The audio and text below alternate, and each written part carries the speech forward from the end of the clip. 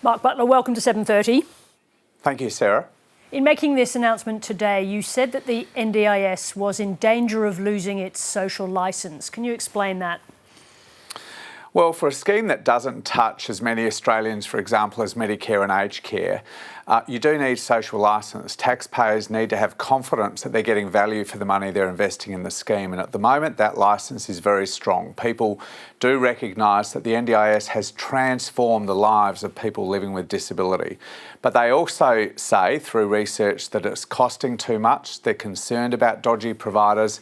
And as many as 6 in 10 say the NDIS is broken. And I think that is a concern to me, that the social licence that is so important to underpin this terrific scheme is at risk of slipping away if taxpayers don't have confidence that we're doing the right thing to get it back on track. You're proposing diverting children with mild to moderate autism or developmental delays away from the NDIS. So how will it work? Well, the number of people on the NDIS is largely what we projected a decade ago. People with intellectual disability, cerebral palsy and those range of disabilities, with one exception, and that is kids with developmental delay and autism, particularly at mild to moderate levels. So not levels that are likely to be permanently disabling, which after all is the cornerstone of the NDIS. Literally tens and tens of thousands of young kids are on this scheme that was set up for permanent disability. And that's largely because there's no alternative. As I said today, it's really been the only port in a storm for parents who are worried about their kid not hitting milestones. We should have an alternative system in place for those parents and for those kids. And that's what I committed to building today, a system to support those children to thrive. I think most of your viewers would be alarmed to know that 1 in 6 grade 2 boys are on the NDIS, and in some parts of the country it's as high as 1 in 4 grade 2 boys are on the NDIS. We've got to do better than that, because the scheme was not intended to cover those kids. Now, obviously what those families, what those parents have done is go onto the NDIS because they can't get support elsewhere. So what are you creating, what are you doing to enable those parents to find support outside of the NDIS?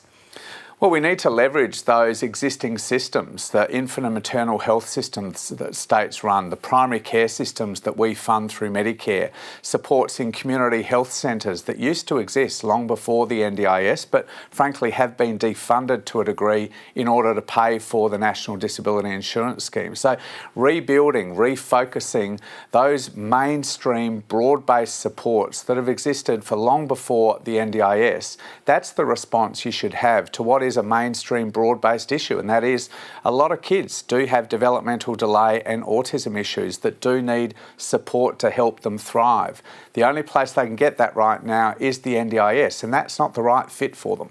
Now, you were working on an agreement with the states to provide exactly that. I think they were going to be foundational supports. Does that mean that that is over now and you're starting again?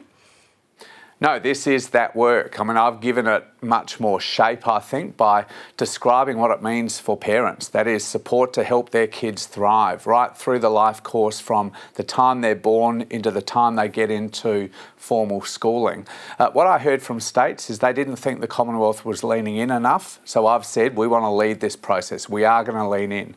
They also said they were concerned that funding wasn't committed beyond 5 years. So I've made the commitment today on behalf of the Commonwealth to fund this on an ongoing basis. I did also hear, though, from the sector, from parents, from providers, they didn't want to see 8 different systems built up in every single state and territory. They want something that is nationally consistent across the country, and that's what I think is sensible as well. So you've committed some money. What about the states? Are they pulling their weight equally with the Commonwealth in setting up this new system? Well, at the National Cabinet meeting at the end of 2023, all of the jurisdictions agreed we would set up systems to support this cohort, as well as adults with serious psychosocial disability. And both of us committed $5 billion. So $5 billion from the Commonwealth, $5 billion collectively from states and territories. And it's time to actually put our money where the mouth is and get this in an operational system to support those kids thriving. Now, what does it mean for parents who, as they understand it now, in July 2027, they will be diverted away from the NDIS? You get a transition period. But does that mean those parents will have their funding cut. Can you reassure them that the services will be ready?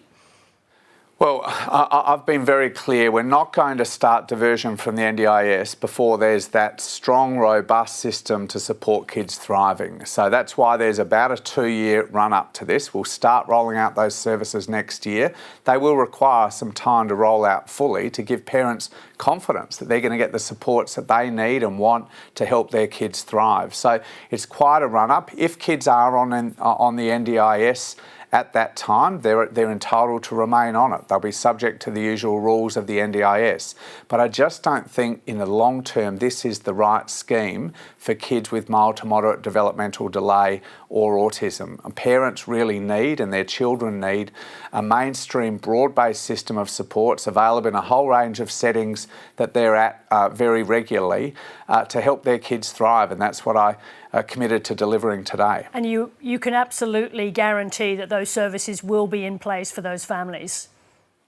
Absolutely. You know, I'm very clear. We're not going to leave a gap between two stools for our precious children. You know, we've only really given parents one option for the last several years. The one port in the storm has been the NDIS. I think there should be another option, but I'm going to make sure that option is fully up and running before we start diversion from the NDIS. That's the only right thing to do. I just want to come back to the very difficult issue of fraud in the NDIS. The stories have obviously been, frankly, repulsive about people taking advantage of this generous system. Are you winning the battle with those shonks and fraudsters taking advantage of the NDIS?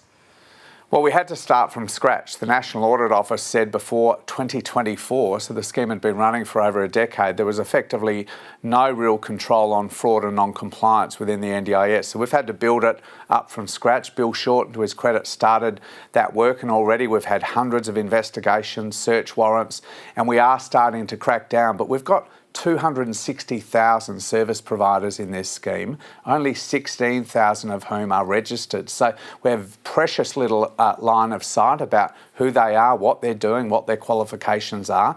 We need more work on fraud, and we've committed to that again today.